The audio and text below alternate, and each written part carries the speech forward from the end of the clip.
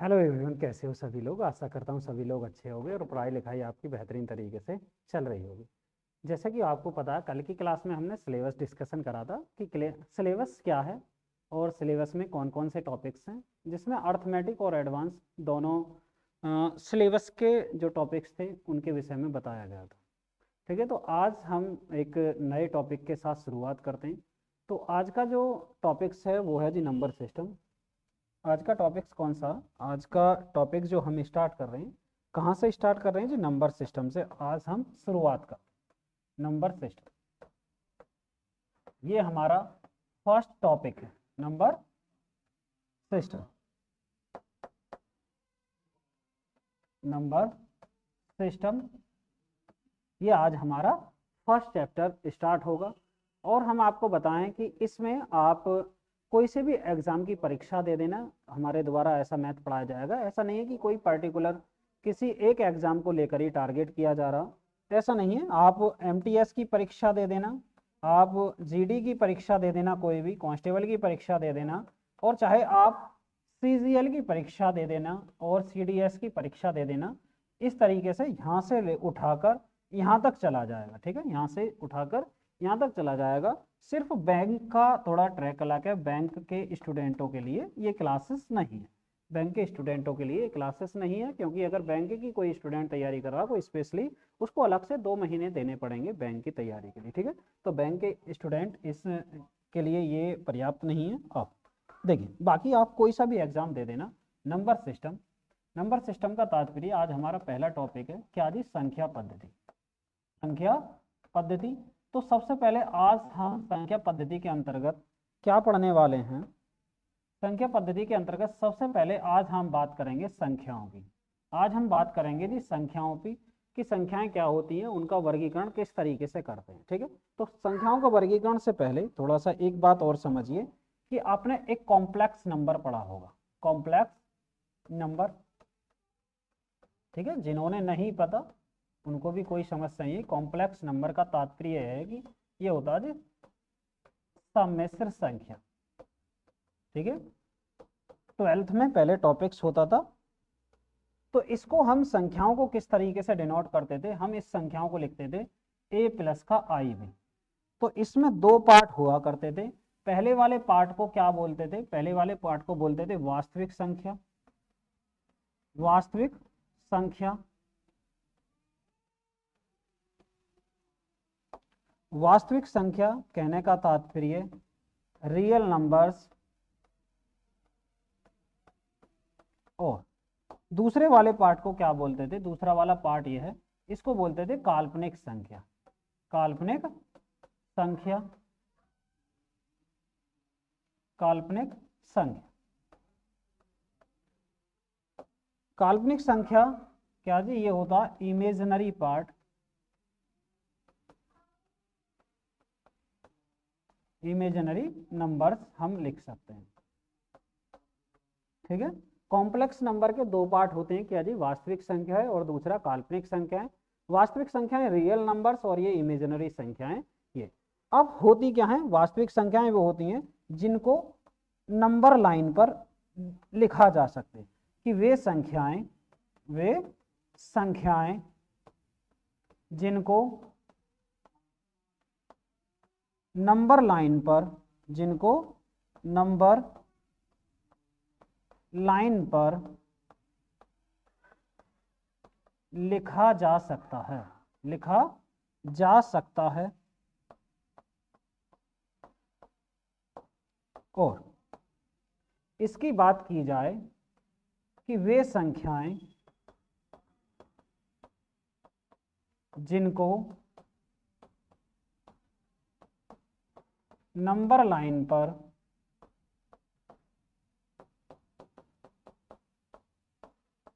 नहीं लिखा जा सकता, नहीं लिखा जा सकता। ठीक है, ये वाला पार्ट क्या हो गया? ये हो गया काल्पनिक संख्या।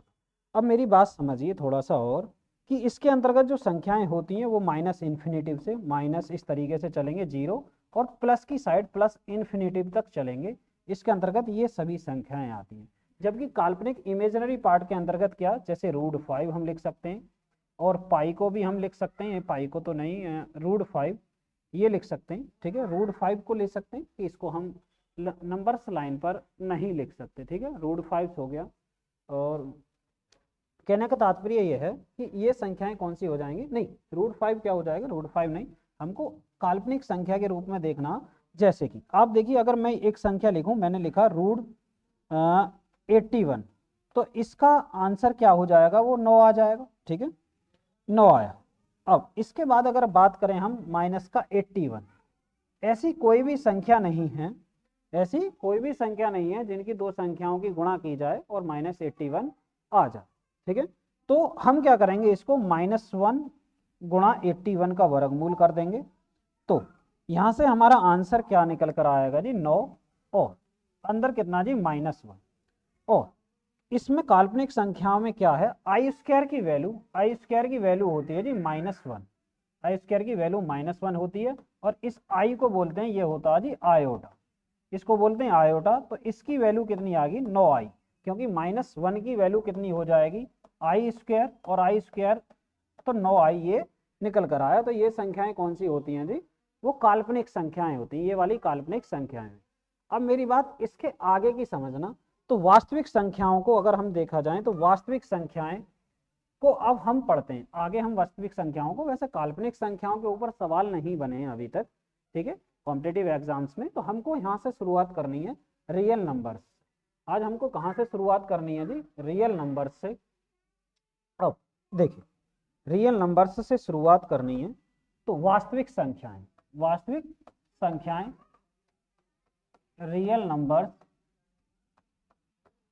ये क्या है जी, वास्तविक संख्याएं,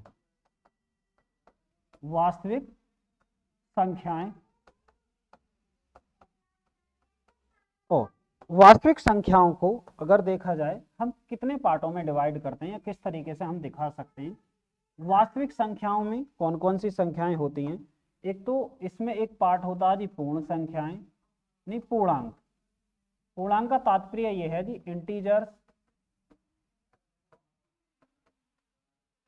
इंटीजर्स हुआ।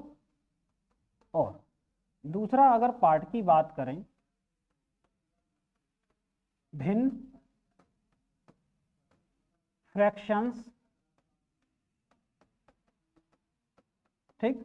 और तीसरे पार्ट की यदि इसके ही अंतर्गत हम बात करें, तो तीसरा पार्ट क्या है जी, दशमलव। तो ये क्या हो गया, डेसिमल, यहां पर क्या आया जी, डेसिमल, ठीक है। वास्तविक संख्याओं को हम इसमें बांट सकते हैं। कहने का तात्पर्य ये, जो वास्तविक संख्याएं हैं वो प्लस इन्फिनेटिव से लेकर कहां तक जी, -इन्फिनेटिव तक ये संख्याएं। इतनी बात समझ में आई। अब वास्तविक संख्या क्या होती है, जिनको नंबर्स लाइन पर हम दिखा सकते हैं। अब नंबर लाइन क्या होता है, पहले आप उसको समझ लीजिए कि नंबर लाइन होता क्या है। नंबर लाइन किस तरीके से हम डिनोट करेंगे या किस तरीके से हम उसको दिखाएंगे, तो आपने 7th 8th क्लास में, छोटी क्लासों में आपने पढ़ा होगा, जब 8th क्लास में होगे आप, तो इस तरीके से नंबर्स लाइन रहती थी। जब नंबर्स लाइन रहती थी इस तरीके से, तो बीच में क्या होता था, बीच में जो हो जाता वो 0 होती थी। और इधर की साइड अगर राइट हैंड की साइड चलें हम, राइट हैंड की साइड इस तरीके से चलें, तो ये होता था ये 1, ये 2, और ये 3, और एक 4। इसी तरीके से अगर लेफ्ट हैंड की साइड चला जाए, तो 1 2 3 4, इसी तरीके -1 -2 -3 और -4। बात समझ में आई। यदि हम आगे जाएं डॉट डॉट करते हुए, तो आगे प्लस इन्फिनेटिव हो जाएगा, और अगर हम बैक में जाएं डॉट डॉट करते हुए, तो ये -इन्फिनेटिव हो जाएगा। बात समझ में आई। अब ये जितनी भी संख्याएं हैं, ये क्या है जी, ये इनकी 0 से इस वाले अगर लेफ्ट हैंड की बात की जाए, तो ये नेगेटिव इंटीजर्स हैं, नेगेटिव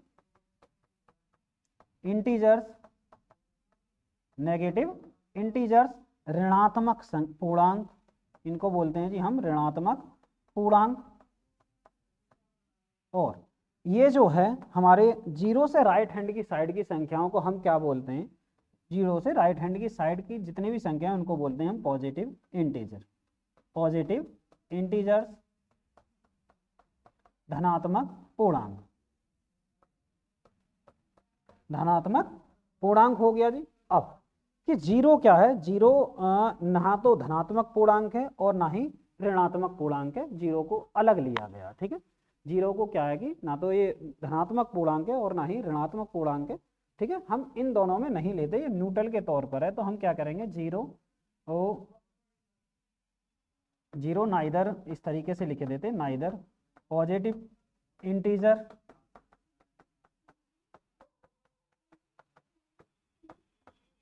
नॉर नेगेटिव इंटीजर, और नेगेटिव इंटीजर।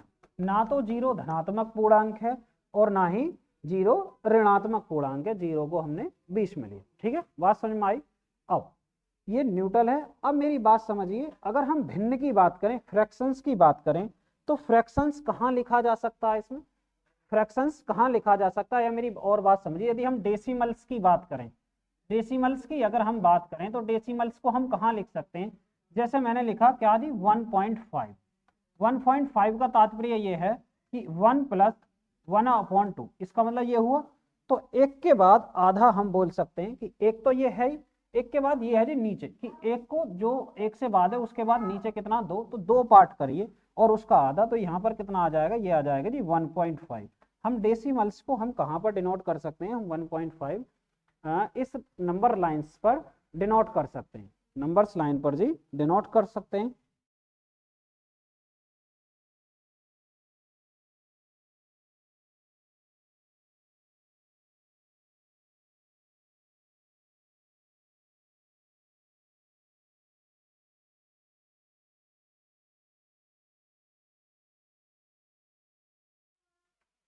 तो डेसिमल्स को हम कहाँ डिनोट कर सकते हैं, यहाँ। और दूसरी बात, एक और बात मेरी समझिए आप, यदि मैंने यहाँ पर लिखा कितना जी 1.6, तो 1.6 को हम क्या लिखेंगे, ये लिख सकते हैं जी 16/10 लिख सकते हैं, पॉइंट हटाएंगे तो ये कितना आएगा 8/5।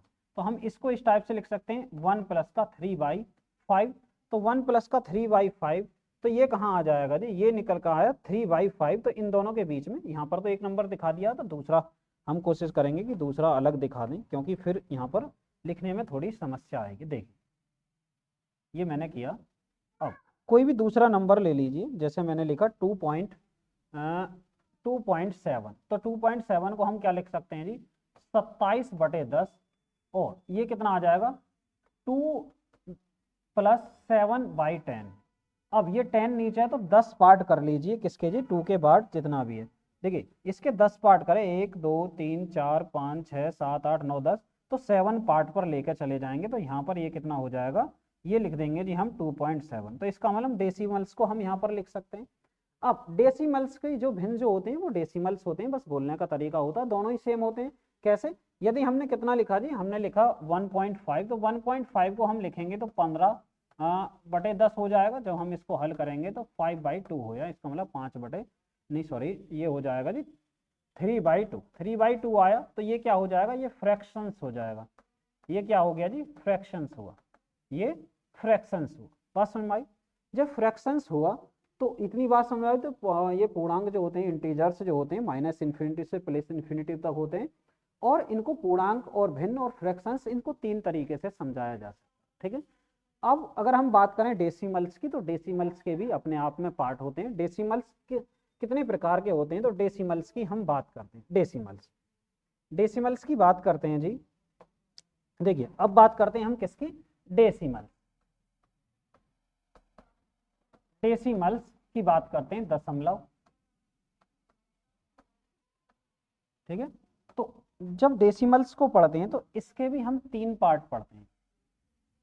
3 पार्ट कौन कौन से पढ़ते हैं, पहला जो पार्ट है, और एक मैंने यहां लिखा दी दूसरा पार्ट, और तीसरा मैं इधर लिखता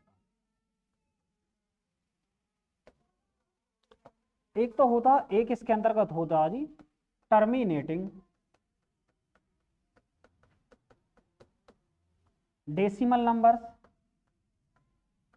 टर्मिनेटिंग डेसिमल नंबर्स। कहने का तात्पर्य ये, शांत दशमलव संख्या, शांत दशमलव संख्या, शांत दशमलव संख्या ठीक है, आपको ये आज बिल्कुल शांत दशमलव संख्याएं, जो संख्याओं के ऊपर जो आपके कन्फ्यूजन थे वो आपके आज पूरी तरीके से समाप्त होने वाले हैं। आज ये डाउट्स जो हैं आपके संख्याओं को लेकर वो पूरी तरीके से समाप्त होने वाले हैं। आप बिन टेंशन रहिए और धैर्य के साथ आप नोट करते रहिए और चीज़ों को समझते रहिए। ठीक है, तो एक पार्ट हमारा क्या हुआ जी, इसका एक पार्ट क्या हुआ जी, टर्मिनेटिव, ये हो गया टर्मिनेटिव डेसिमल्स नंबर। दूसरा जो होता वो होता जी नॉन टर्मिनेटिव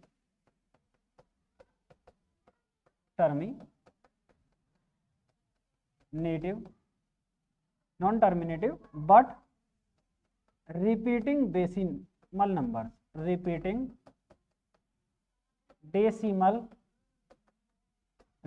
डेसिमल्स नंबर।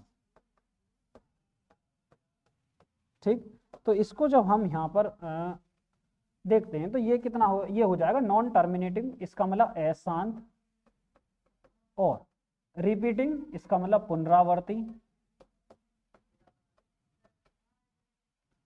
दशमलव संख्या, पुनरावर्ती दशमलव संख्या।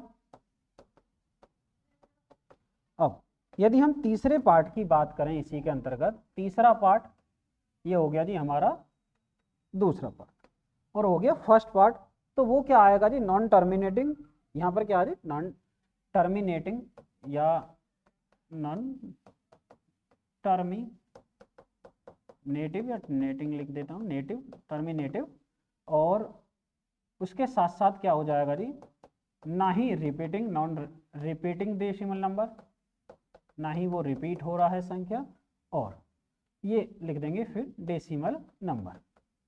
डेसिमल नंबर्स कहने का तात्पर्य ये क्या, कहने का तात्पर्य क्या, हम लिख सकते हैं क्या कि अशांत तो है ही, उसके साथ साथ अब की बार रिपीटिंग डेसिमल नंबर नहीं है, अनावर्ती दशमलव संख्या, अनावर्ती दशमलव संख्या। ये तीन टाइप्स के हम क्या पढ़ते हैं, हम तीन टाइप्स के हम पढ़ते हैं जी, क्या, ये तीन टाइप्स के हम चीज़ों को पढ़ते हैं। ठीक है, तो अब ये हो जाएगा जी टर्मिनेटिंग हो गया, एक हो गया ठीक है टर्मिनेटिंग, और ये हो गया नॉन टर्मिनेटिंग। ठीक है, अब यहाँ पर हम पढ़ते हैं तो ये शांत दशमलव संख्या के अंतर्गत कौन कौन सी दशमलव संख्याएं आती हैं। जैसे कि मैंने एग्जाम्पल के तौर पर लिखा, एग्जाम्पल्स, मेरी बात ध्यान से समझना। जैसे कि मैंने लिखा 2.5, तो 2.5 को हम कैसे कर सकते हैं, तो हम पॉइंट को हटाएंगे तो कितना आ जाएगा जी, 25/10। इतनी बात सुन में आई। यदि हम 5 से इन दोनों को हल करेंगे तो 5/2 आए। ठीक है, 5/2। इसी तरीके से मैंने लिखा जी 3.7, तो 3.7 की जगह ये कितना आया, 37/10, 37/10 आया। और इसी तरीके से मैंने एक और संख्या ली 4.456, तो हम इसको जब हल करेंगे तो ये कितना आ जाएगा जी, 4.456, और 3 डिजिट के बाद दशमलव है तो हमने 3 जीरो नीचे लगा दी, तो ये कितना हुआ, ये आया जी शांत दशमलव संख्याएं, हम इनको बोलते हैं। अब बात आती है जी नॉन टर्मिनेटिंग, नॉन टर्मिनेटिंग इसका मतलब अशांत पुनरावर्ती दशमलव संख्या। कहने का तात्पर्य ये, इसके अंतर्गत यदि हम एग्जाम्पल्स की बात करें, एग्जाम्पल्स क्या क्या आते हैं, देखिए एग्जाम्पल्स अशांत पुनरावर्ती दशमलव संख्या के अंतर्गत यदि हम एग्जाम्पल्स लेते हैं तो एग्जाम्पल्स कैसे, मेरी बात समझने लिखना। जैसे हमने 0.3333 इस तरीके से लिए। कहने का तात्पर्य ये, मतलब नॉन टर्मिनेटिंग है, कहने का मतलब अशांत है और उसकी बार बार पुनरावर्ती हो रही है, जिसको हम लिख सकते हैं किस तरीके से, हमने लिखा 0.3 पर बार, इस तरीके से हम लिख सकते हैं, और ये किसके बराबर हो जाएगा, 3/9 के। ठीक है, अभी नहीं समझनी किस तरीके से कि हम यहाँ पर बार हटाएंगे, नीचे 9 लिखा। ठीक है, अभी सिर्फ समझिए कि हाँ ये संख्याएं क्या होती हैं, ये संख्याएं अशांत पुनरावर्ती दशमलव संख्याएं होती हैं। जैसे कि मैंने लिखा 0.444, डॉट डॉट करते जाएंगे तो 0.4 पर ऊपर बार लिखेंगे तो 4/9 हो जाएगा, 4/9 हो जाएगा। ठीक है, इसी तरीके से मैंने लिखा 0.313131 डॉट डॉट, तो ये कितना हो गया 0.31 पर बार, तो यहाँ पर कितना आया जी 31/99, ये आया निकल कर। ठीक है, बात समझ में आ गई होगी। इनका एक पैटर्न है और इस वजह से इन संख्याओं को हम क्या लेते हैं, ये जो संख्याएं आई हमारी निकल कर, ये आई इन संख्याएं, ये क्या होगी जी अशांत पुनरावर्ती दशमलव संख्या। दूसरा, इधर अशांत पुनरावर्ती दशमलव संख्याओं के यदि एग्जाम्पल्स की बात की जाए कि इधर एग्जाम्पल्स क्या हैं, जैसे कि एग्जाम्पल्स में आप लिख सकते हो जैसे पाई की वैल्यू, पाई पाई क्योंकि पाई की जो अप्रोक्स वैल्यू जो है वो कितनी है जी, वो 3.14 के आसपास हम ले लेते हैं, 3.14, जबकि वास्तव में ये वैल्यू नहीं है, ये वैल्यू नहीं है। तो पाई के मान जो हैं वो पता नहीं जी अभी तक कंप्लीट कितना, पर डॉट डॉट ये नहीं, इसको इसका एक कंप्लीट मान नहीं पता। जब इसको कंप्लीट मान नहीं पता तो हम इसको फ्रैक्शंस में कैसे बदलें, फ्रैक्शंस में नहीं बदल से, फ्रैक्शंस में जब ही तो बदल सकते हैं कि एक कंप्लीट यदि हमें पता चल जाए संख्या की, जैसे यहाँ पर 0.313131 आ रहा तो हम बार लगा देंगे ऊपर, तो हम इसको तोड़ सकते हैं संख्याओं को, ठीक है। तो ऐसा संख्या यहाँ पर टर्मिनेट का मतलब है जिसको तोड़ा जा सके, ठीक है, जिसको ब्रेक किया जा सके, और जिसको ब्रेक नहीं किया जा सकते, और वहां पर क्या है जी जिसको मतलब जिसका रिपीटेशन भी नहीं है, ठीक है, ब्रेक तो नहीं किया जा सकता पर उसका रिपीटेशन भी नहीं है। तो हम जब एग्जैक्ट वैल्यू की ही नहीं पता तो हम कैसे बताएंगे कि इसका मान क्या है। तो इस वजह से क्या है, ये कौन सी संख्या, अशांत दशमलव संख्या है। जैसे कि आप √2 पर आइए तो √2 भी इसके अंतर्गत आ जाएगा।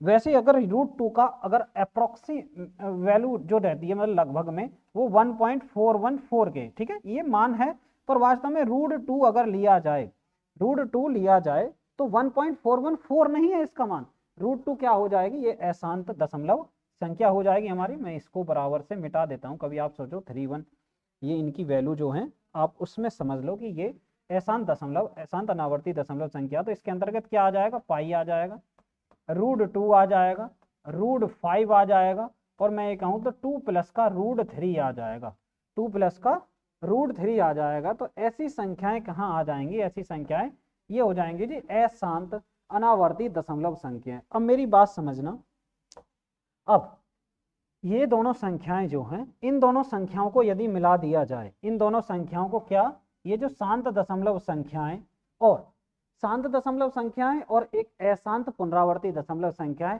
इन दोनों को हम p/q की फॉर्म में हम लिख सकते हैं, p/q की फॉर्म में लिख सकते हैं।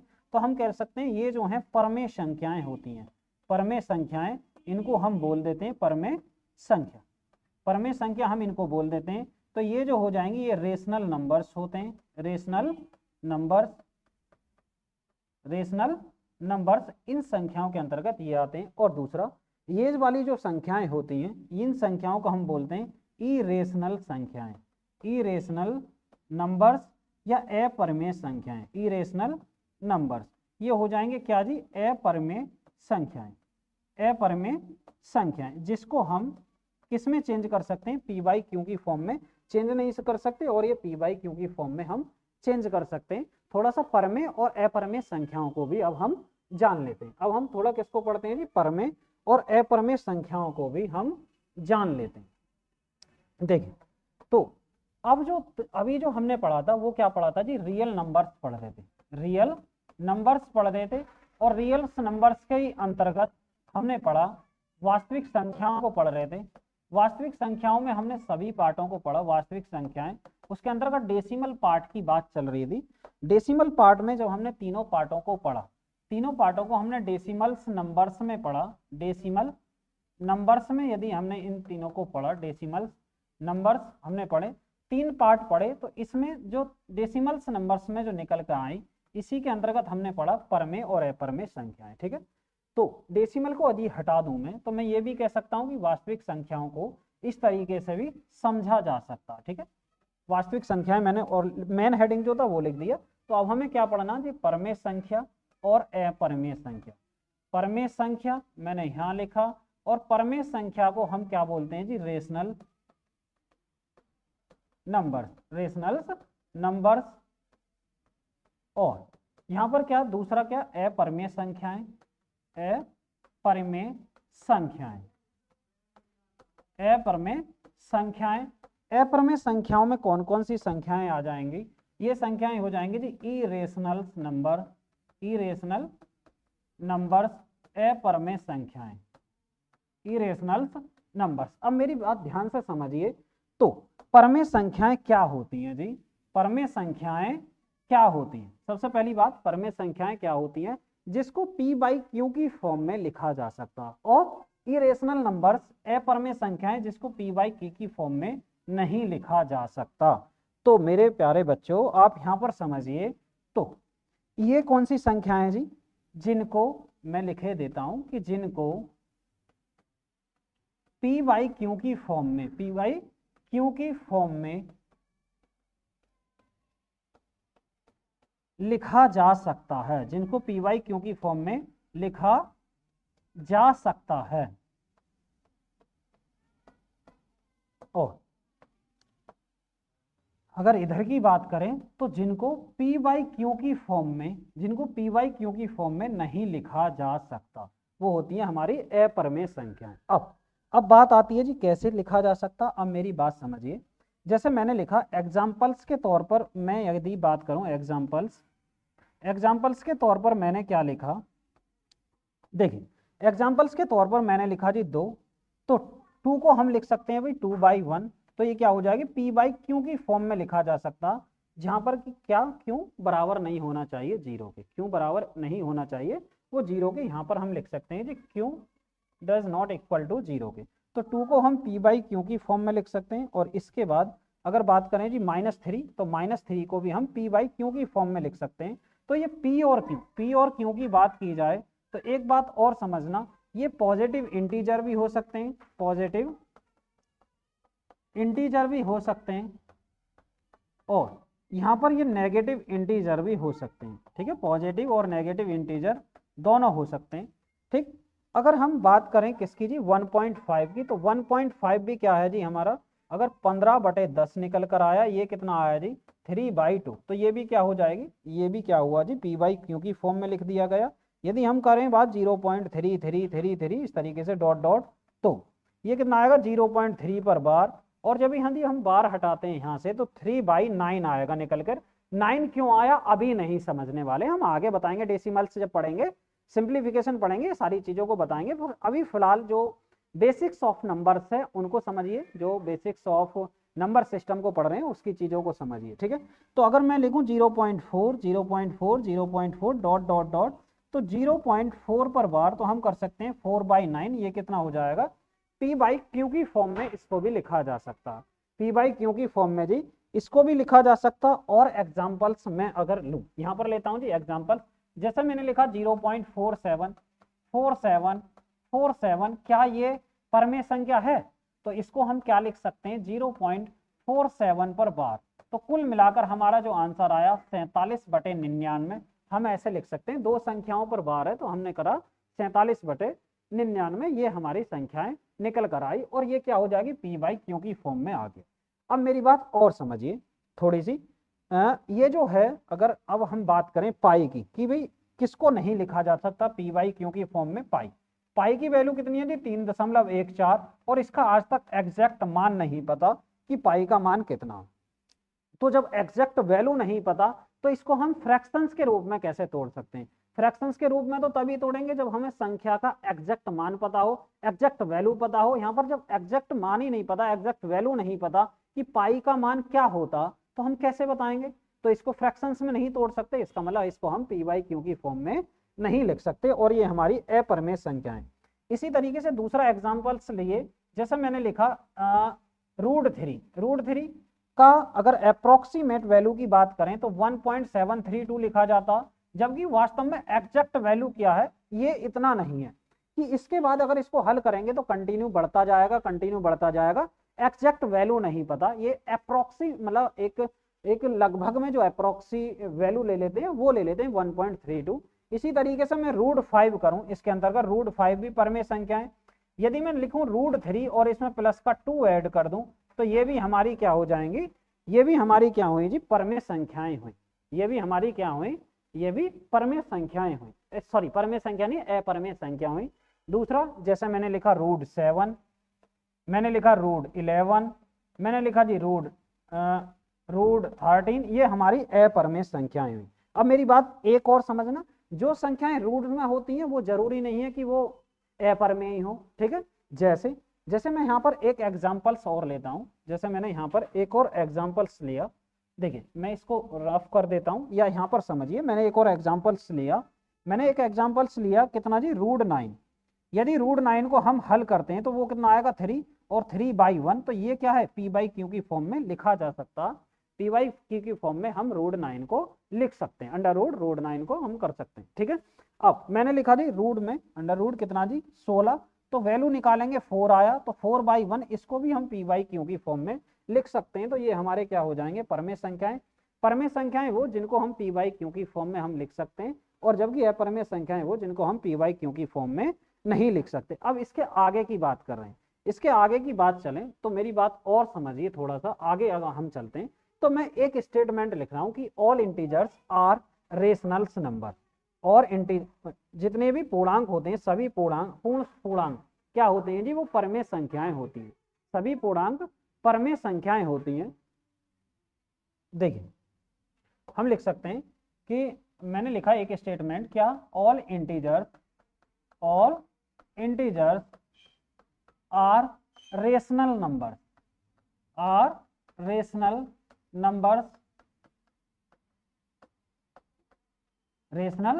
नंबर्स। ठीक है, p/q की फॉर्म में हम उनको लिख सकते हैं, p/q की फॉर्म में हम लिख सकते हैं। तो वेयर क्या है जी, वेयर q बराबर किसके जी 1 के। ठीक है, तो जितने भी पूर्ण संख्याएं होती हैं, सभी पूर्ण संख्याएं क्या होती हैं, सभी पूर्ण संख्याएं क्या होती हैं, वो परमेय संख्याएं होती हैं। अब मेरी एक बात और समझिए आप, देखिए हमने पूर्ण संख्याएं जब पढ़ी, पूर्णांक को हमने पढ़ा, जितने भी पूर्णांक होते हैं क्या जी रेशनल नंबर्स, ऑल इंटीजर्स, मतलब सभी जो पूर्णांक हैं, सभी पूर्णांक क्या है जी परमेय संख्याएं। अब मेरी बात समझिए थोड़ा सा और, हमने पढ़ा क्या नेगेटिव इंटीजर, ऋणात्मक पूर्णांक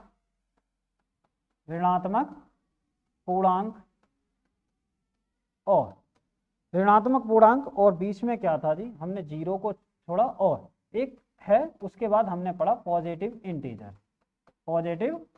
इंटीजर, ये है जी धनात्मक पूर्णांक।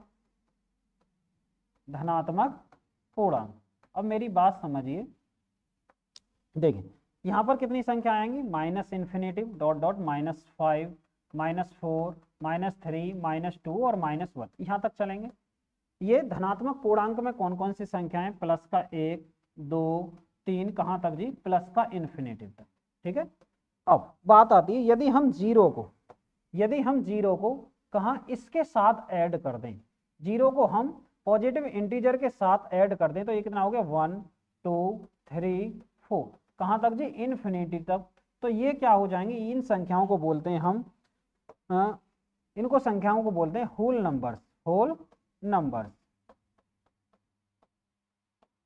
ये हो जाएंगी जी हमारी क्या, पूर्ण संख्याएं, ये हुई जी हमारी पूर्ण संख्याएं। यदि इसको यहाँ से यदि जीरो को हटा दिया जाए, जो पॉजिटिव इंटीजर्स होते हैं, एक बात और समझो कि पॉजिटिव इंटीजर्स जो है हमारे पास, कहने का तात्पर्य ये कि धनात्मक पूर्णांक, जो धनात्मक पूर्णांक जो पॉजिटिव इंटीजर्स हैं, कहने का तात्पर्य ये कि धनात्मक पूर्णांक में कौन से, ये लिया 1, 2, 3, 4, 5, कहाँ तक जी, प्लस का इन्फिनिटी तक। तो इन संख्याओं को हम क्या बोलते हैं, नेचुरल नंबर्स। ये होते हैं जी हमारे नेचुरल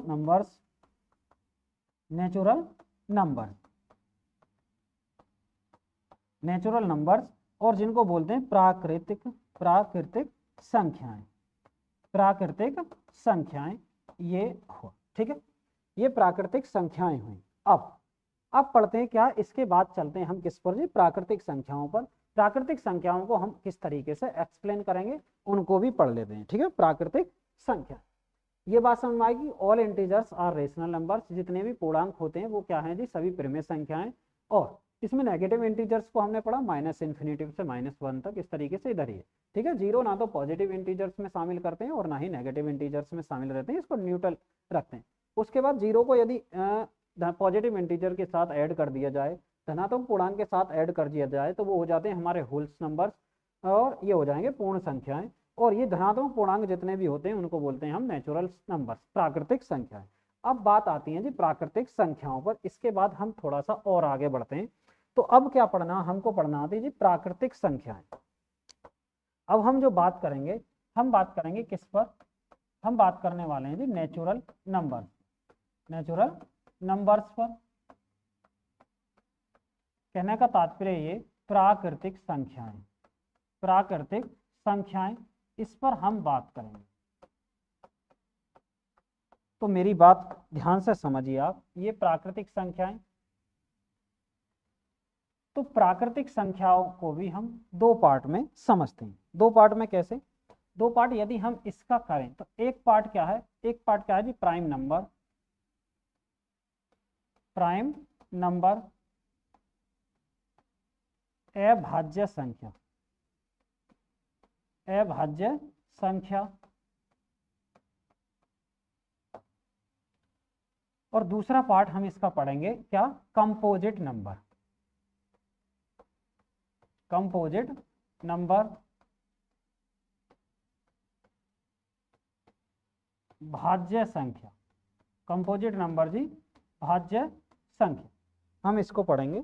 अब ये अभाज्य संख्याएं कौन सी होती हैं और ये भाज्य संख्याएं कौन सी होती हैं, अब हमें इनको समझना, इनको समझना। अब मेरी बात समझिए, ठीक है। प्राकृतिक संख्याएं कौन सी हैं, इसके अंतर्गत मैं दिखाई देता हूँ 1 2 3 4 5, कहाँ तक चलेंगे जी, प्लस इन्फिनिटी तक हम जाने वाले हैं, इन्फिनिटी तक हम जाने वाले हैं। तो अब यहाँ पर बात आती है जी कौन सी अभाज्य संख्याएं होती हैं।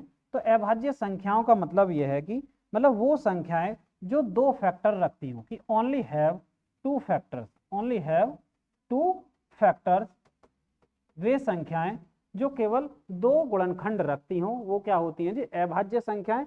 दो गुणनखंड में कौन कौन से, एक तो 1 होता है उसमें, इसमें क्या है, एक तो 1 और दूसरा जो फैक्टर होएगा वो संख्या स्वयं इटसेल्फ के बराबर, ठीक है। एक तो 1 फैक्टर होगा और दूसरा इटसेल्फ। इसका मतलब क्या है कि अभाज्य संख्याएं वो स्वयं में दो फैक्टर या दो गुणनखंड रखते हैं, उन संख्याओं को हम प्राइम नंबर या अभाज्य संख्याएं कहते हैं। अब इसकी बात यह थी कंपोजिट नंबर कौन सी होती हैं, जो भाज्य संख्याएं, भाज्य संख्याएं वो जो कम से कम 3 फैक्टर्स रखते हो। तो हम कह सकते हैं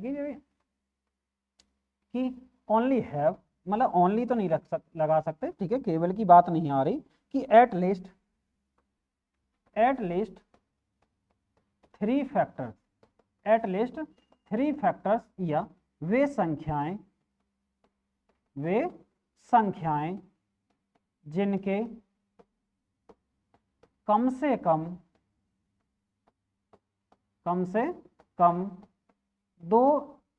कम 3 गुणनखंड हों, वे संख्याएं जिनके कम से कम 3 फैक्टर हों, फैक्टर लिखे देता हूं गुणनखंड की जगह फैक्टर हों, ठीक है, वो संख्याएं होती हैं भाज्य संख्या। जैसे यहाँ पर यदि बात की जाए तो मेरी बात समझना, अभी यदि हम एग्जाम्पल्स के तौर पर यहाँ पर लें, एग्जाम्पल्स के तौर पर यहाँ पर लें, तो क्या 1 है, तो 1 के फैक्टर्स क्या हो सकते हैं, तो 1 मल्टीप्लाई 1, 1 के फैक्टर्स क्या हो सकते हैं जी 1 मल्टीप्लाई 1, जबकि ये क्या है, दोनों के दोनों सेम हैं, दोनों के दोनों सेम है, तो क्या 1 जो है वो प्राइम नंबर नहीं है, 1 क्या है जी वो प्राइम नंबर नहीं है। दूसरी बात यदि हम करें, दूसरी बात 2, यदि हम 2 की बात करें तो 2 हमारा क्या हो जाएगा जी, वो प्राइम नंबर हो जाएगा। 2 प्राइम नंबर क्यों हुआ, क्योंकि 2 की बात करें तो 2 मल्टीप्लाई 1, तो यहाँ पर ये 2 फैक्टर रखता, उसके बाद ये हो गया जी 3, उसके बाद 5, उसके बाद 7,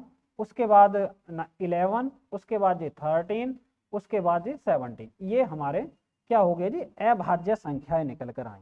अब मेरी बात समझिए, 2 जो है सबसे छोटी, ये 2 क्या है वो सबसे छोटी सम अभाज्य संख्या, सबसे छोटी सम अभाज्य संख्या है। स्मॉलेस्ट क्या हो जाएगा, smallest even number, even prime numbers, ये क्या है जी सबसे छोटी अभाज्य संख्या भी है, ठीक है। इसके साथ साथ सबसे छोटी सम अभाज्य संख्या भी है, सम अभाज्य संख्या भी है, ठीक है, सम अभाज्य संख्या। और दूसरा एक बात और समझिए आप, ये वाला जो पार्ट है, ये वाला 357 क्या है कि जी तीन लगातार विषम अभाज्य संख्याओं का बस एक ही ये 3, 5, 7 यही दी हुई है, 3 लगातार विषम संख्याएं, इनके सिवा कोई लगातार 3 विषम संख्याएं अभाज्य नहीं है। ठीक है, सिर्फ यही है कि 3 लगातार विषम अभाज्य संख्याओं की बात की जाए तो सिर्फ यही आती है। तो यहाँ पर क्या है जी, 3 लगातार विषम अभाज्य संख्या, विषम अभाज्य संख्या। एक सिर्फ दुनिया का यही 3 संख्याएं हैं जो लगातार विषम अभाज्य संख्याएं हैं, इनके सिवा कोई नहीं है। ठीक है, अब इतनी बात समझ में आएगी होगी कि अभाज्य संख्या कौन सी होती है, जिनके 2 फैक्टर्स होते हैं या जिनके 2 गुणनखंड होते हैं उनको हम अभाज्य संख्याएं बोलते हैं। ठीक है, उसके बाद अगर दूसरी भाज्य संख्याओं की जिनके कम से कम 3 गुणनखंड हो तो वो क्या होती हैं जी, अभाज्य संख्याएं होती हैं। ठीक है, अब एक बात और समझिए, मेरी एक बात और समझिए इसके बाद की। ठीक है, मैं इसको थोड़ा रफ कर देता हूं। अब थोड़ा एक बात और समझिए, एक बात और समझिए, कहने का तात्पर्य ये क्या कि जितनी भी अभाज्य संख्याएं होती हैं, जितनी भी अभाज्य संख्याएं होती हैं वो 6n + -1 के फॉर्म में लिखी होती हैं, के फॉर्म में लिखी जाती हैं, लिखी जाती हैं। जितनी भी अभाज्य संख्याएं होती हैं वो इस फॉर्म में लिखी जाती हैं। 3 से बड़ी हम लिख सकते हैं, 3 से बड़ी, 3 से बड़ी सभी अभाज्य संख्याएं, 3 से बड़ी जी सभी अभाज्य संख्याएं 6n + -1 के फॉर्म में लिखी जाती हैं। ठीक है, अभाज्य संख्याएं लिखी जा सकती हैं। जैसे आप मेरी बात समझिए, जैसे मैंने लिखा 13, तो हम क्या करेंगे 6 × 2 और +1 इस फॉर्म में लिख दिया। उसके बाद मैंने लिखा कितना जी 17, तो हम क्या करेंगे 6 × 3 और -1 इस फॉर्म में लिख दिया। दूसरा अब हम लिख सकते हैं जी 1 41 होता, 6 × 7 और -1 इस तरीके से हम लिख सकते हैं। और जैसे 43 तो 6 × 7 और +1 हम इस फॉर्म में भी इसको लिख सकते हैं। बात समझ में आ गई कि जितनी भी दुनिया की अभाज्य संख्याएं होती हैं हम उनको 6n + -1 के फॉर्म में लिख सकते हैं। पर जरूरी नहीं है कि प्रत्येक संख्या जो इस फॉर्म में लिखी जा सकती है वो अभाज्य है। कहने का तात्पर्य ये, मेरी बात को समझिए, जितनी भी अभाज्य संख्याएं हैं हम उसको इस फॉर्म में लिख सकते हैं। जितनी भी अभाज्य संख्याएं हैं हम उनको इस फॉर्म में लिख सकते हैं। पर जरूरी नहीं है कि कोई भी संख्या आप सड़क से उठा लीजिए, अगर वो इस फॉर्म में लिखी जा रही है कि वो अभाज्य संख्या। कहने का तात्पर्य ये कि इसको अगर देखा जाए तो इस फॉर्म में अभाज्य संख्याओं को लिखा जा सकता है, पर जो संख्या इस फॉर्म में लिखी गई है कि जरूरी नहीं है कि वो अभाज्य है। जैसे कि मैंने 35 लिखा, 35 को लिखेंगे 6 × 6 -1 तो 6n + -1 के फॉर्म में है, पर यह अभाज्य संख्या है नहीं है। तो बात समझ में आगे होगी। जैसे कोई भी संख्या ले लीजिए, जैसे मैंने लिखा 44, 44 को लिखा जी मैंने 6 × 7 और +2, ये 44 को इस फॉर्म में लिख दिया, तो क्या ये अभाज्य संख्या है? नहीं। कहने का तात्पर्य ये, आप मेरी बात को समझिए, जितनी भी दुनिया की अभाज्य संख्याएं हैं, जितनी भी दुनिया की अभाज्य संख्याएं हैं उनको 6n + -1 के फॉर्म में लिखा जा सकता। पर अगर आप कोई भी सड़क से कोई भी एक संख्या उठा लीजिए और इसको 6n + की फॉर्म में लिखते हो तो वो बिल्कुल जरूरी नहीं है कि वो अभाज्य संख्या ही हो। ठीक है, पर ये बिल्कुल 100% सत्य है कि जितनी भी अभाज्य संख्याएं होंगी उनको 6n + -1 के फॉर्म में हम लिख सकते हैं। ठीक है, इतनी बात समझ में आई। अब थोड़ी सी बात और आगे की करते हैं, इससे आगे की थोड़ी सी बात और करते हैं जी। इससे आगे की बात क्या, देखो जीडी में सबसे ज्यादा पूछने वाला सवाल, देखो अभाज्य संख्या अगर हम करें कि 1 to 50 मतलब 1 से लेकर 50 तक की अभाज्य संख्याएं कितनी होती हैं, वो 15 होती हैं। और 1 से लेकर 100 नहीं, 1 से 50 से लेकर 100 तक देख लीजिए, 50 से लेकर 100 तक कितनी अभाज्य संख्याएं होती हैं, वो 10 होती हैं जी। अब एक और क्वेश्चन यहाँ बनता कि 1 से लेकर 100 तक कितनी अभाज्य संख्याएं हुई, इनको आप जोड़ लीजिए तो ये होगी 25। ठीक है, ये एसएससी मतलब जीडी में या कांस्टेबल लेवल में ये चीजें पूछी जाती हैं। ठीक है, तो अब एक और सवाल यहां से बनता है कि 1 से लेकर 200 तक, 1 से लेकर 200 तक कितनी अभाज्य संख्याएं, वो जी 26। ठीक है, अभाज्य संख्या निकालने की कोई ट्रिक नहीं है, अभाज्य संख्या निकालने की कोई ट्रिक नहीं है, 26 नहीं जी, ये हो जाएगा 46। अभाज्य संख्या निकालने की कोई ट्रिक नहीं है। ठीक है, इसी तरीके से बच्चों की तरह जैसे 2 हो गया, 3 हो गया, 5 हो गया, इस तरीके से ही हम अभाज्य संख्याओं को निकाल सकते हैं। बात समझ में आई ना? इसी तरीके से हम अभाज्य संख्याओं को निकाल सकते हैं। तो ये रही अभाज्य संख्याओं की बात। अब क्या बात आती है? अब बात आती है जी इसकी, किसकी? भाज्य संख्याओं की। तो भाज्य संख्या कौन सी हुई? अब देखिए 1 1 तो नहीं है, क्योंकि 1 के तो 2 ही फैक्टर हैं। तो हम 1 को लिख देते हैं कि एक एक एक जो है वो न तो अभाज्य संख्या है, न तो अभाज्य संख्या है, और ना ही भाज्य संख्या है, और ना ही भाज्य संख्या है, और ना ही जी भाज्य संख्या। बात समझ में आई? क्योंकि ये एक क्या है, एक के पास कम से कम 3 फैक्टर नहीं है, इसके पास तो 1 गुणा 1 सेम फैक्टर ही हो जाएंगे। तो जैसे अब बात की जाए जैसे 3 की, 1 और 2 और 3 ये हो गए भाज्य संख्याएं। भाज्य संख्याएं कौन कौन सी? 2 हो गया, 3 हो गया, 5 हो गया, 7 हो गया, 11 हो गया, डॉट डॉट। ठीक है, 2 को छोड़ दिए, 3 को छोड़ दिए, 4। क्या 4 हमारी क्या भाज्य संख्या है? क्या इसके 3 फैक्टर्स हैं कम से कम? 1 से भी कट जाएगा, 2 से भी कट जाएगा, 4 से भी कट जाएगा, तो ये क्या हो गया जी हमारा? ये भाज्य संख्याएं होगी 4। उसके बाद 6 पर आइए। 6 पर देखा जाए तो देखो 1 से भी चला जाएगा, 2 से भी, 3 से भी, 6 से भी, तो ये हमारी भाज्य संख्या हुई। उसके बाद आइए जी 6 हो गया, 7, 8। 8 को देखें तो ये हो गया 1 से भी जाएगा, 2 से भी, 4 से भी, 8 से भी। इसी तरीके से 9 पर जाएंगे तो 1, 3 और 9। अब मेरी बात समझिए, सबसे छोटी भाज्य संख्याएं कौन सी हुई? सबसे छोटी तो ये हो जाएगा जी स्मॉलेस्ट, सबसे छोटी smallest composite number, smallest composite number ये हुआ 4। ठीक है, और सबसे छोटी विषम भाज्य संख्या, स्मॉलेस्ट मैंने लिखा यहाँ पर, सबसे छोटी स्मॉलेस्ट, ठीक है, odd composite number, odd composite number, ये क्या निकल कर आया? सबसे छोटी ये आई जी विषम, विषम भाज्य संख्या सबसे छोटी ये निकल कर आई। कभी कभी इनसे सवाल पूछ लिया जाता। बात सुन में आ गई ना? ये हो गया कंपोजिट नंबर। ठीक है, स्मॉलेस्ट ऑड कंपोजिट नंबर। ठीक, अब इतनी बात समझ में आ गई होगी। यहाँ तक बिल्कुल आपको पूरी तरीके से क्लियर होगा। यहाँ पर जी अभी तक पूरी तरीके से आपको क्लियर होगा। ठीक है, अब क्वेश्चन नंबर, क्वेश्चन तो नहीं है, अभी आगे की बात करते हैं। ठीक है, अभाज्य संख्याओं में ही कुछ और बातें आपको पढ़नी है। अभाज्य संख्याओं में ही अभी कुछ बातें और आपको पढ़नी है। जैसे कि एक होता जी को प्राइम नंबर्स, एक होता क्या? एक होता को प्राइम नंबर, को प्राइम नंबर, को प्राइम नंबर।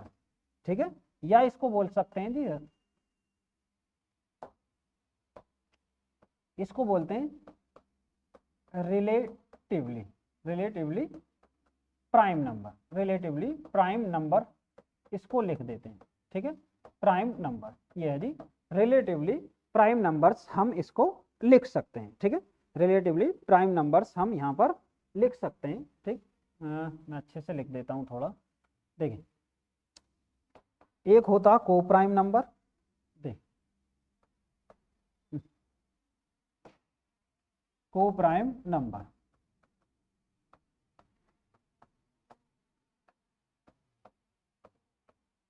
ठीक है, को प्राइम नंबर, या इसको बोल सकते हैं हम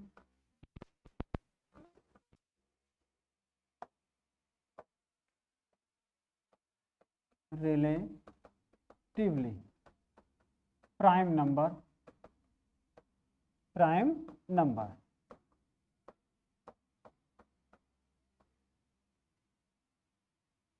ठीक है, जिसको हिंदी में कहते हैं सह-अभाज्य संख्या, सह-अभाज्य संख्या। ठीक, इसके साथ हम पढ़ेंगे दूसरा क्या? इसी के साथ हम दूसरा पढ़ने वाले हैं क्या? दूसरा पढ़ने वाले हैं जी twins prime number, twins prime number, prime number.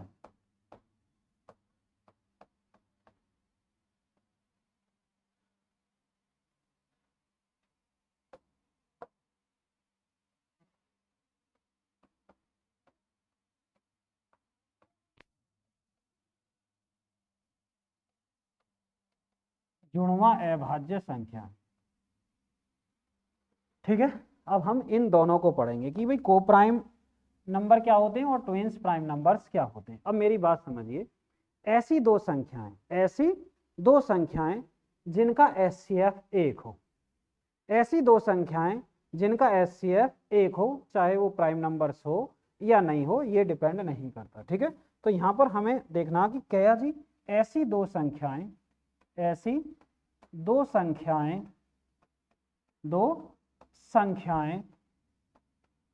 जिनमें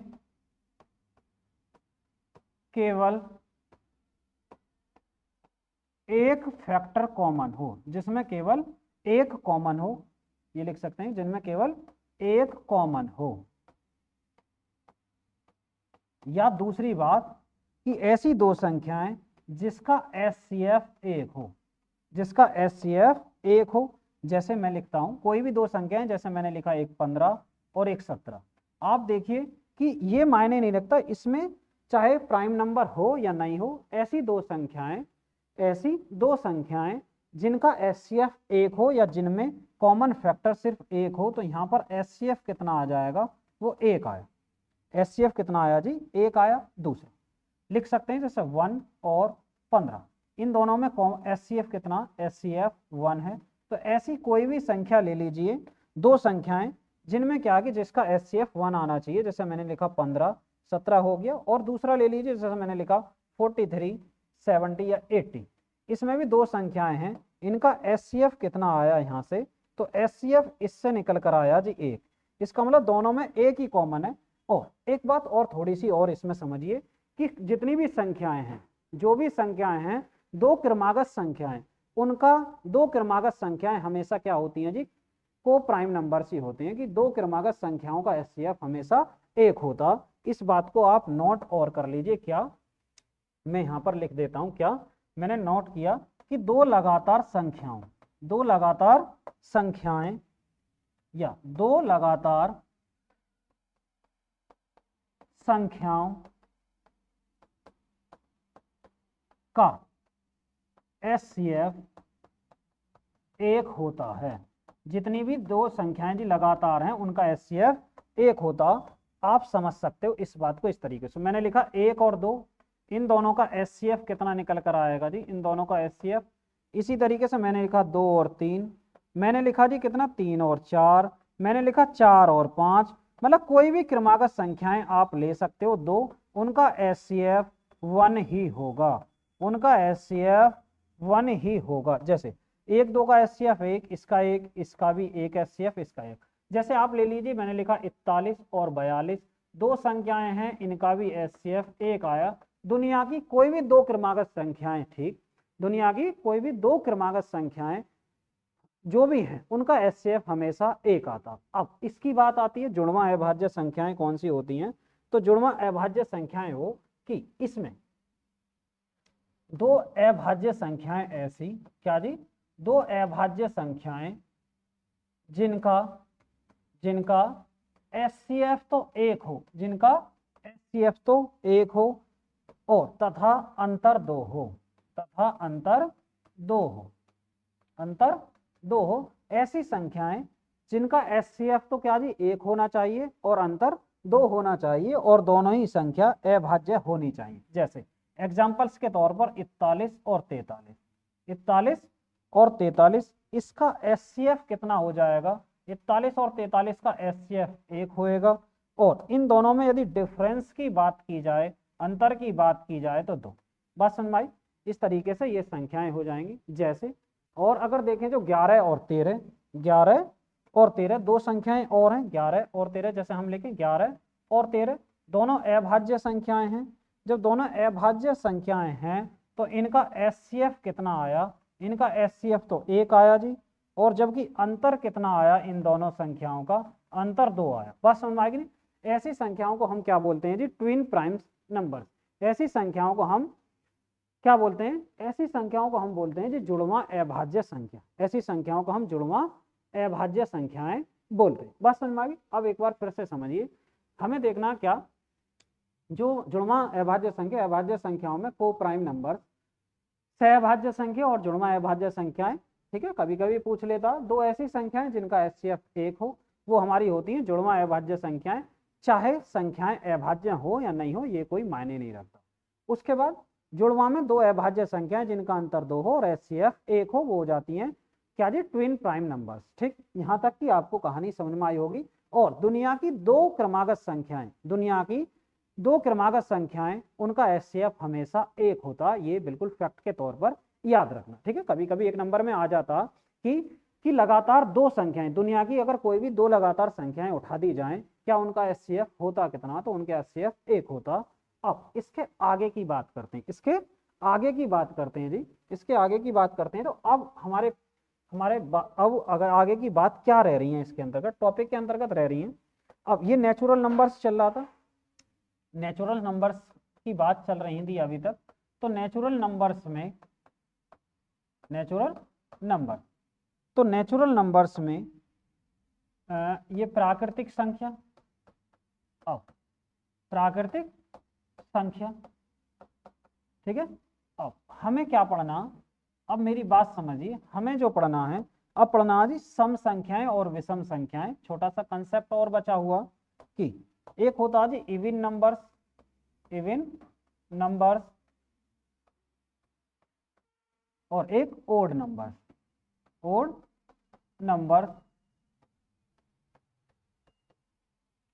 इवन नंबर्स में क्या जी, सम संख्याएं, और यहां पर कितना हो जाएगा, ओड में ये विषम संख्याएं, विषम संख्याएं।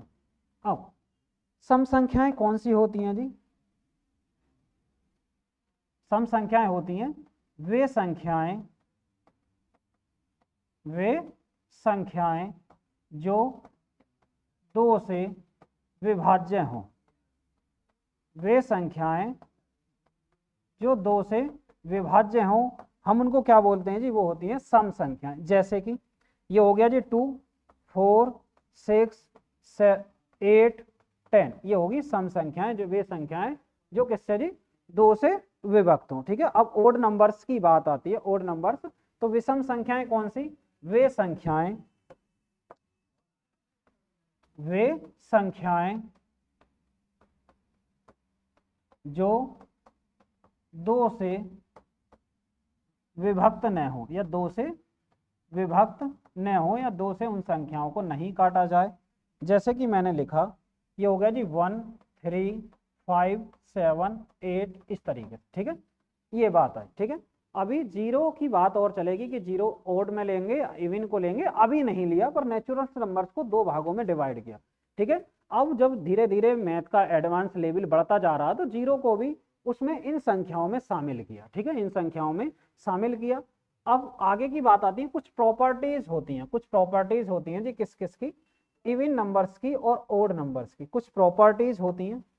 जब प्रॉपर्टीज की बात करते हैं, कुछ प्रॉपर्टीज, अब मेरी बात ध्यान से समझिए, यदि कोई इवन संख्या है और इसमें इवन को जोड़ा जाए, कहने का तात्पर्य सम में यदि सम संख्या को जोड़ा जाए तो हमारा रिजल्ट क्या आता, वो इवन आता, सम संख्या। ठीक है, अगर दूसरे रिजल्ट की बात की जाए इसी तरीके से कि यदि इवन कोई सम संख्या है और यदि इसमें ऑड को जोड़ा जाए, विषम संख्या को, तो हमारी ओड संख्या निकल कर आती है। क्या निकल कर आती है जी, ओड संख्या निकल कर आती है। जैसे कि एग्जाम्पल से देखिए, सम संख्या के तौर पर मैंने लिखा 4 और मैंने लिखा ओड संख्या के रूप में तौर कितना आ गया, 7। 7 हमारी क्या होगी, वो विषम संख्या हुई। 7 हमारी क्या हुई जी, विषम संख्या हुई। अब बात आती है तीसरी प्रॉपर्टी की। तीसरी प्रॉपर्टी क्या है, यदि ऑड नंबर्स में यदि हम ऑड नंबर्स को ऐड करें तो ये रिजल्ट जो निकल कर आता वो इवन नंबर्स निकल कर आता, इवन नंबर्स निकल कर आता। जैसे आप एग्जाम्पल देखिए, छोटा सा, अगर हम 3 लिखें, 5 लिखें, तो ये कितना आया, 8 निकल कर आया। तो ये क्या हो जाएगी, हमारी सम संख्याएं हुई। अब बात आती है प्रोडक्ट की, कि अगर गुणा कर दी जाए तो इवन में यदि इवन की मल्टीप्लाई कर दी जाए, यदि दो संख्याएं हैं सम और सम, इवन में दो शामिल है, जब दो शामिल है, दो की अगर किसी भी संख्या में गुणा की जाएगी तो वो रिजल्ट जो निकल कर आएगा वो इवन निकल कर आएगा। बस समझ में आई। ठीक है, क्यों, क्योंकि इवन का मतलब है कि दो से पूर्णतः विभक्त संख्या है, उसमें दो शामिल है। यदि हम 2 की किसी भी संख्या में मल्टीप्लाई करते हैं तो हमारा रिजल्ट इवन ही निकल कर आएगा, सम संख्या ही निकल कर आएगा। दूसरा एक और रिजल्ट ये है, यदि हम इवन नंबर में ओड नंबर की मल्टीप्लाई करें तो तब भी संख्या इवन निकल कर आएगी, क्योंकि इवन में 2 शामिल है, इवन में 2 शामिल है और 2 की किसी भी संख्या से आप मल्टीप्लाई करिए तो रिजल्ट हमारा 2 की फॉर्म में 2 से ही विभक्त होने वाली संख्या आएगी, तो इवन नंबर यहाँ पर आया। तीसरा जो रिजल्ट है, तीसरा रिजल्ट क्या जी, ओड की मल्टीप्लाई यदि ओड में कर दी जाए, ओड की मल्टीप्लाई यदि ओड में कर दी जाए तो हमारा रिजल्ट क्या निकल कर आएगा, ओड। रीजंस क्या, क्योंकि ओड में क्या है जी, 2 नहीं रहता, 2 नहीं रहता, इसका मतलब ओड में ओड संख्याएं विषम संख्याएं 2 से विभक्त नहीं होती हैं, 2 से नहीं कटती। तो जब इसमें 2 नहीं है तो 2 की मल्टीप्लाई करने पर ही इवन बनता, सम संख्याएं बनती, तो इस वजह से रिजल्ट हमारा क्या रहा जी, ओड रहा। जैसे यदि हम 1 की मल्टीप्लाई 3 में करें तो कितना आया रिजल्ट, ओड विषम संख्याएं। 3 की मल्टीप्लाई 5 में करें तो रिजल्ट हमारा विषम संख्याएं। इसी तरीके से यदि इस वाले फॉर्म पर चलें, विषम संख्या लीजिए, एक सम संख्या लीजिए, एक विषम संख्या लीजिए, तो रिजल्ट हमारा 10। तो सम संख्याएं 2 की मल्टीप्लाई 7 में करेंगे तो 14, ये भी हमारी क्या आएगी, इवन नंबर्स निकल कर आए, ठीक है। और इवन की और इवन में मल्टीप्लाई करेंगे तो हमारा इवन नंबर्स ही आने वाला है। 6 की मल्टीप्लाई 4 में कर लीजिए 24, और इसी तरीके से 8 की मल्टीप्लाई 8 में करते हैं तो 64, तो ये क्या हो जाएंगे, हमारे इवन नंबर्स आ जाएंगे, ठीक है। इन रिजल्ट के आधार पर ही 0 को इवन नंबर्स कहा गया, इन रिजल्ट के आधार पर ही 0 को क्या कहा गया जी, इन रिजल्ट के आधार पर 0 क्या है जी, 0 is even numbers, 0 is even numbers, 0 is even numbers. इस रिजल्ट के आधार पर ही हमने क्या, 0 को इवन नंबर्स कहा। कैसे, यदि यहाँ पर एक इसको ले लीजिए, पहले वाले रिजल्ट को, अगर हम 0 लें, 0 इवन नंबर मान के चलें और इवन नंबर जोड़ें तो हमारा रिजल्ट क्या आया, इवन, ठीक है, इस वाले रिजल्ट के अकॉर्डिंग। अब दूसरे रिजल्ट पर आइए, अगर इवन नंबर को हम 0 लेते हैं और ओड पर लेते हैं 3, तो हमारा रिजल्ट कितना आया, 3, तो ये क्या आया, ओड आया, ठीक है, बात समझ में आई, विषम संख्या आई। अगर इस वाले रिजल्ट की बात की जाए तो ओड, ओड लेंगे, कोई भी नंबर 3 और 3 इनको जोड़ा तो कितना आ जाएगा, सम आ जाएगा, ठीक है। यदि हम 0 को इवन नंबर ना लें, 0 को हम इवन नंबर ना लें, अगर ओड नंबर मान के चलें, ये मान के चलो कि लेट 0 इज ओड नंबर, ऐसे मान के चलिए, तो ये रिजल्ट बिल्कुल फेल होने वाले हैं, ओड नंबर, तो ये रिजल्ट क्या हो जाएंगे, तीनों के तीनों फेल हो जाएंगे। जैसे आप देखिए, अब की बार हम 0 को ओड नंबर्स लेकर चल रहे हैं, तो ओड नंबर्स यहाँ देखिए इवन है, इवन, तो हमारा रिजल्ट यहीं पर गड़बड़ा जाएगा, और हमने करा ओड, तो किसके बराबर है, ओड के। अब मेरी बात ध्यान से समझना, 0 को अब की बार हम ओड नंबर लेकर चल रहे हैं, इसका मतलब 4, और 4 में 0 ऐड किया तो 4, जबकि रिजल्ट क्या आना चाहिए, ओड, इसका मतलब विषम संख्या आना चाहिए, और जबकि 4 क्या आ रहा जी, वो इवन नंबर्स आ रहा, जबकि 4 क्या आ रहा, इवन नंबर्स आ रहा। तो अगर हम 0 को ऑड नंबर्स लेंगे तो ये जितनी भी हमारी प्रॉपर्टी हैं, ये बिल्कुल सारी प्रॉपर्टी फेल हो जाएंगी, ये भी फेल हो जाएंगी और यहाँ पर ये भी फेल हो जाएंगी। तो इस रीजन से हमने 0 को क्या लिया, 0 इज इवन नंबर्स, यहाँ से निकल कर आया कि 0 सम संख्या क्यों है, क्योंकि ये रिजल्ट को, इन 6 के 6 रिजल्ट को 0 सेटिस्फाई कर रही है, सेटिस्फाई कर रही है। तो 0 क्या हो गया जी, इवन नंबर्स हो गया। और एक और प्रॉपर्टी बताऊं क्या है, कि एक और बात आप लिख लेना, वैसे मैंने लिखा दिया है कि 0 न तो कंपोजिट नंबर है, 0 नहीं तो ये लिख सकते हैं 0 न तो पॉजिटिव इंटीजर है, पॉजिटिव इंटीजर कहने का मतलब धनात्मक पूर्णांक, और न ही नेगेटिव इंटीजर है, नहीं नेगेटिव इंटीजर है। ये भी कभी कभी स्टेटमेंट पूछ लिया गया, नहीं नेगेटिव इंटीजर है। एक और स्टेटमेंट 0 के विषय में आता क्या जी, अगर हम 1 की बात करें, 1 के विषय में भी एक स्टेटमेंट आता कि ना तो 1 जो है न तो अभाज्य संख्या है, न तो अभाज्य संख्या है, असंख्या है, और न ही भाज्य संख्या है, न ही भाज्य संख्या है। ये क्यों नहीं है, अभी इससे पहले 5 मिनट पहले मैंने बता दिया था, ठीक है, ये डायरेक्ट पॉइंट लिख दिए, ठीक है, कभी कभी ये स्टेटमेंट डायरेक्ट पूछा गया, ठीक है। तो आज की क्लास में सबसे लास्ट पॉइंट बचा हुआ, लास्ट पॉइंट अगर अब हम चलें आगे तो लास्ट पॉइंट क्या बचा हुआ जी, वो परफेक्ट नंबर, परफेक्ट नंबर। देखिए परफेक्ट नंबर बचा हुआ, परफेक्ट नंबर। अब परफेक्ट नंबर्स होती क्या हैं? परफेक्ट नंबर्स का तात्पर्य ये है कि जितने भी संख्या के गुणनखंड होते हैं, अगर कोई संख्या जो भी है यदि उसके गुणनखंडों को जोड़ दिया जाए तो उस संख्या के बराबर आ जाए, उसके बराबर आ जाए। कहने का मतलब यह है कि मैं यहाँ पर एक लाइन लिखता हूँ, क्या जी, sum of all factors, sum of all factors equal किसके जी? नंबर्स के, इक्वल्स किसके जी? नंबर्स के। बट यहाँ पर क्या है जी, हमको एक्सक्लूडिंग, मतलब कि उस संख्या को छोड़ दिया जाना चाहिए। एक्सक्लूडिंग क्या जी? नंबर। जो हमारी संख्या है उसको छोड़ दिया जाए तो सभी फैक्टर्स का योग कितना होता? सभी फैक्टर्स का योग हमारी संख्या निकल कर आ जाता, सभी संख्याओं का योग ये निकल कर आता। जैसे कि अब मैं संख्याएं लूं, जैसे मैंने लिखा एक, एक मल्टीप्लाई वन, ठीक है, एक ही है, ठीक है। इस तरीके से मैं लिखा देता हूँ दो चार संख्याएं, जैसे मैंने लिखा एक, दो, तीन, चार, पाँच, छः, इस तरीके से 7 लेके चले। अब एक तो एक से ही जाएगा, उसके बाद दो एक से भी जाएगा, दो से भी जाएगा, तीन एक से चला जाएगा, तीन से चला जाएगा, ये एक से जाएगा, दो से जाएगा और चार से जाएगा। ये इन संख्याओं से पूर्णतः विभक्त हो जाएंगे। इसी तरीके से पाँच की बात की जाए तो एक से चला जाएगा, पाँच से, और यहाँ पर ये एक से जाएगा, दो से, तीन से और उसके बाद छः से। इसी तरीके से ये एक और सात से। अब मेरी बात ध्यान से समझना, प्रत्येक संख्या की यदि हम बात करें तो देखिए एक है तो हमें जो संख्या वो तो लेना ही नहीं है, इसी तरीके से टू को नहीं लेना, जो भी संख्या है उसके फैक्टर को नहीं लेना। जैसे चार है तो चार को ऐड नहीं करना, पाँच को ऐड नहीं करना, छः को ऐड नहीं करना, 7 को ऐड नहीं करना, क्योंकि उसने बोला एक्सक्लूडिंग नंबर। जो भी और सम ऑफ ऑल फैक्टर्स इक्वल्स किसके जी? नंबर्स के आ जाए, जिसमें कि हम जो नंबर्स है उसको नहीं लेंगे तो बाकी के सम को करें। यदि यहाँ पर हम करें तो एक के बराबर एक आया, ये संख्या के बराबर नहीं है, संख्या कितना? दो, तो ये वाली संख्या हमारी क्या है? नहीं। तीसरे की इसके बारे आए तो यहाँ पर भी एक बचा हुआ, तो योग करेंगे तो एक ही आ जाएगा, ये भी संख्या हमारी परफेक्ट नंबर्स नहीं है। चार में कितने फैक्टर हैं जी? दो, एक और दो, यदि इन दोनों को ऐड किया जाए तो एक और दो, ये कितना आया जी? तीन, योग निकल कर आया। जबकि यहाँ पर कितना? चार, तो ये किसके बराबर? चार के इक्वल्स नहीं है, तो हम ये कह देंगे कि ये भी संख्या परफेक्ट नंबर्स नहीं है। अब आती है जी पांच पर बारी, तो यहाँ पर कितना फैक्टर है? एक, और एक का सम एक के, ये इक्वल्स नहीं है, किसके? 5 के आना चाहिए। अब मेरी बात ध्यान से समझिए, 6 को समझिए, जो संख्या 6 है उसको समझ लीजिए। देखिए 6, तो ये एक से जा रही है, दो से चली जाएगी, तीन से चली जाएगी और 6 से। अब हमें किसको हटाना? ये 6 को नहीं लेना, क्योंकि ये संख्या, ठीक है, हमें संख्या को नहीं लेना।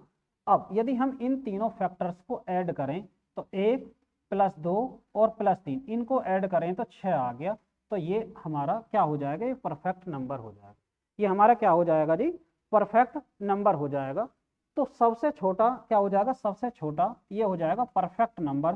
तो हम कह सकते हैं स्मॉलेस्ट परफेक्ट नंबर, ये हो गया जी स्मॉलेस्ट परफेक्ट नंबर, ठीक है। यदि इसके बाद जो भी परफेक्ट नंबर आएगा वो 28 है जी। 28 कैसे, उसको भी मैं बता देता हूँ। जैसे ये एक से जाएगा, दो से चला जाएगा संख्या, चार से, उसके बाद 7 से, उसके बाद 14 से और उसके बाद 28 से। अब 28 को हमें शामिल नहीं करना, 28 को हमें शामिल नहीं करना। अब इन सभी को जोड़ लीजिए, एक प्लस दो तीन और चार सात, और सात और सात 14, 14 में जब 14 को जोड़ेंगे तो 28। तो इसका मतलब जो संख्या थी उसका योग कितना निकल कर आया? वो 28 निकल कर आया। तो हम कह देंगे कि दूसरी परफेक्ट नंबर्स कौन सा है जी? 28 है। आप सिर्फ चार संख्याएं लिखिए, एक तो 6 हो गया, एक 28 हो गया, और एक 496 और एक 8128। देखो 6, एक 28 और एक 496 और 8128, ठीक है। इसके बाद का मुझे भी नहीं पता, ठीक है, इसके बाद की संख्याएं मुझे भी नहीं पता। सबसे छोटी परफेक्ट नंबर होगी वो 6, उसके बाद की 28। कभी कभी सीजीएल में ये वाला स्टेटमेंट पूछ लिया गया कि 3 अंकों की सबसे छोटा जो परफेक्ट नंबर है वो कौन सा जी? वो 496। जब इसके फैक्टर्स निकालोगे और सम ऑफ फैक्टर्स करोगे, सभी गुणनखंडों का योग करोगे और 496 को छोड़ दिया जाए तो उनका योग 496 ही निकल कर आएगा।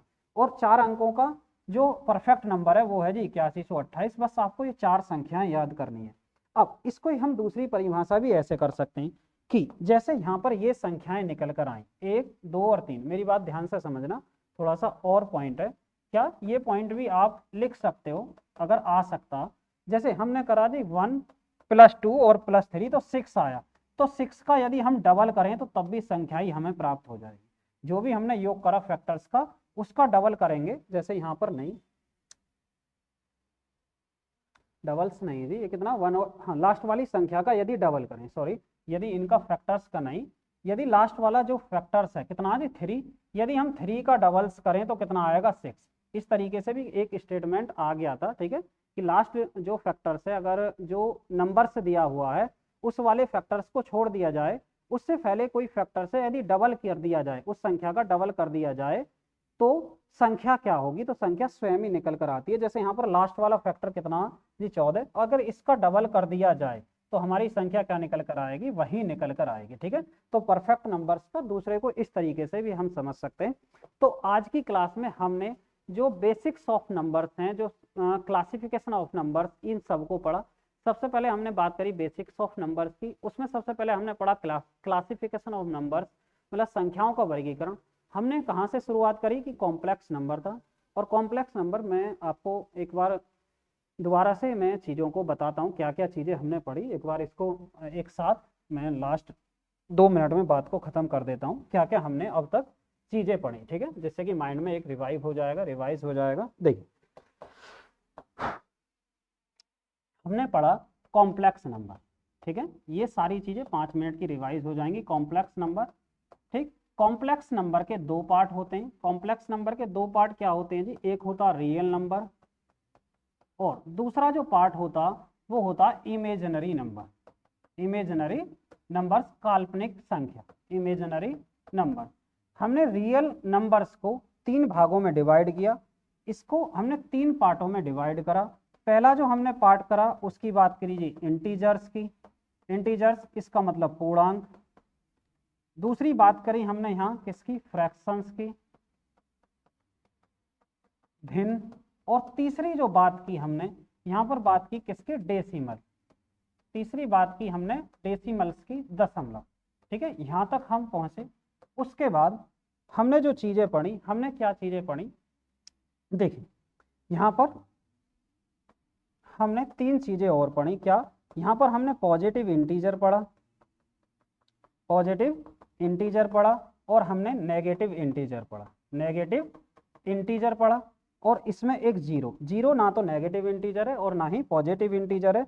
जब जीरो को हम नेगेटिव इंटीजर के साथ, सॉरी पॉजिटिव इंटीजर के साथ जोड़ देंगे, पॉजिटिव इंटीजर के साथ जोड़ देते हैं तो वो हमारा क्या बन जाता है जी, होल नंबर्स बन जाता, पूर्ण संख्याएं बन जाती हैं। और अगर हम पॉजिटिव इंटीजर्स की बात करें खाली, तो ये हमारे होते हैं नेचुरल नंबर्स, ये हमारे क्या होते हैं जी, नेचुरल नंबर्स होते हैं, ठीक है। ये सारी चीज़ें अभी हमने पढ़ी हैं, ये क्या है कि माइंड में 5 मिनट में क्या है जी, ये रिवाइज हो जाएगा, ठीक है। अब इसके भी हमने 3 पार्ट करे। इसके 3 पार्ट कौन से किए, पहला जो पार्ट हमने किया तो एक होता क्या जी, शांत दशमलव संख्या, या बोल सकते हैं टर्मिनेटिव, बोल सकते हैं जी terminating decimals numbers, terminating decimals number. Hindi में मैंने पहले बताया हुआ, सिर्फ अब 5 मिनट में इसको दोबारा से रिवाइज करा दे रहे हैं, ठीक है। तो ये होता टर्मिनेटिंग डेसिमल्स नंबर्स।